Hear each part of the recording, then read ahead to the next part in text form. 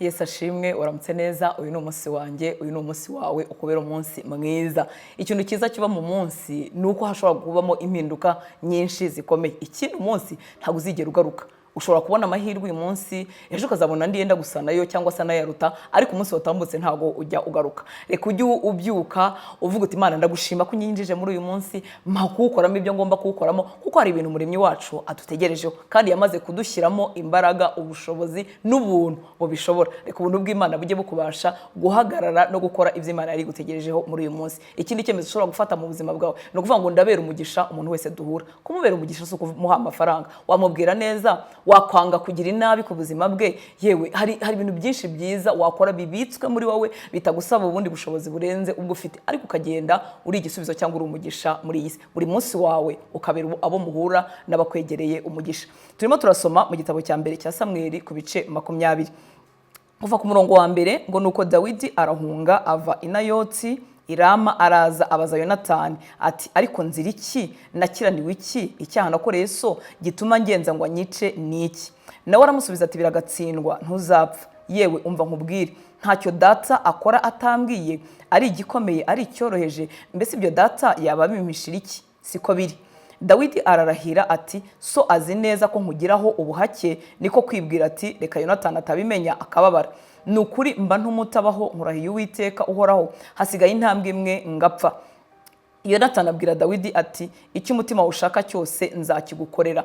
Twigeze kuvuga ko Yonatani na Dawidi mu by'ukuri bahujwe n'Imana, ko ari divine connection. Ni ukuvuga ngo Imana yarabahuje kugira ngo isohoze imigambi ifitiye Dawidi. Dawidi yarimo gukora ahantu hagoye munsi y'ubuyobozi bwa Sawuli, umunsi kundi ushaka kumwica. Dawidi nk'umuntu arimo aribaza ati ni iki nacumuye kuri Sawuli? Kandi koko iyo dusoma nta kintu yari yacumuye kuri Sawuli. Ishyari niyo ryateye umutima wa Sawuli kwanga Dawidi, kuko Dawidi yakoze iby'ubutwari agiye kuvuga ngo ahari aho asigaje no kuba umwami.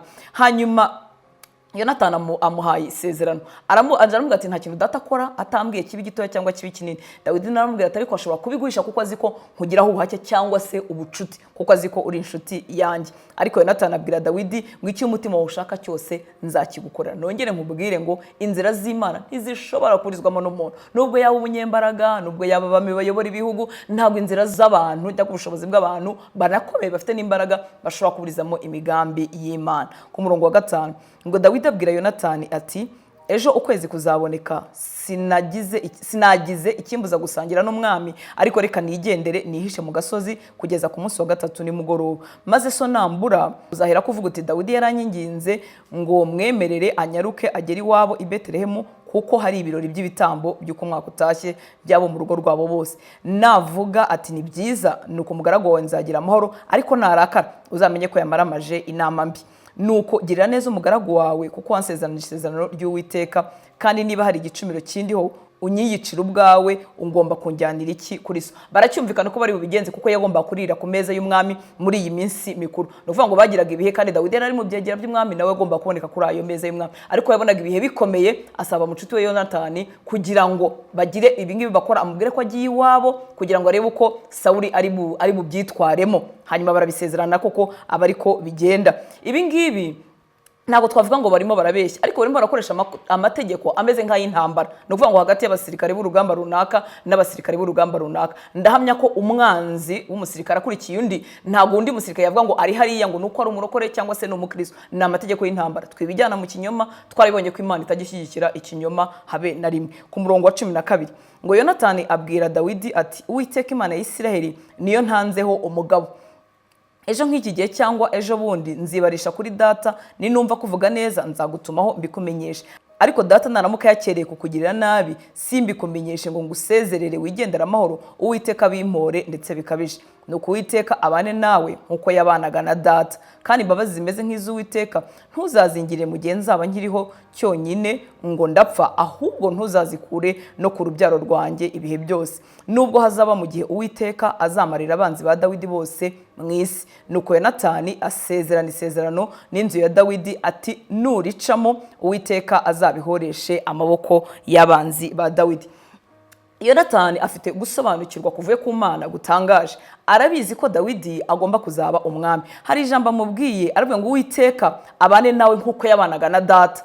Arabizi ko gusiga kwari kuri se kwamukuweho kwerekeje kuri Dawidi. Hanyuma bakorana n'irindi sezerano, aravuga ngo ineza ntuyingirire nkiriho gusa, Imana nimara no guhora abanzi bawe, yari abizi ngira ngo ko kugira ngo Dawidi azime aganze muri iki gihugu nk'uko yabigenewe n'Imana bisaba ko Sawuli azavaho. Imana nimara no guhora abanzi bawe ntuzibagirwe ineza dusezeranye. Bakorana isezerano baravuga ngo nituricamo Uwiteka azahoreshe amaboko y'abanzi bawe. Yonatani yarazi ukuri, yarazi bizakurikiraho, yarazi ubuzima bwa Dawidi ko buzima, yarazi ko Imana izabana nawe. Reka inyungu z'ibyo twakura mu kintu runaka ntibidutere kuyoberwa ubushake bw'Imana. Mwibuke ko iyo Dawidi ataba muri ibi bintu uwari gusimbure Sawuli ni Yonatani. Tuzabyumva muri Sawuli arimo abibwira Yonatani, amubwira ko ari igicucu, ko atamenye ko ari we wagombaga kuragwa ubutware. Reka inyungu z'ibintu runaka ze gutuma tuyoberwa imigambi y'Imana, cyane cyane mu mirimo y'Imana itandukanye, ngo tuvuge ngo mpaka ibintu birakorwa n'umwana wanjye, birakorwa n'umugore wanjye, birakorwa n'umugabo wanjye, nyamara Imana iracyarobanura. Ashobora kuba umugore wawe ariko atari we Imana yarobanuye,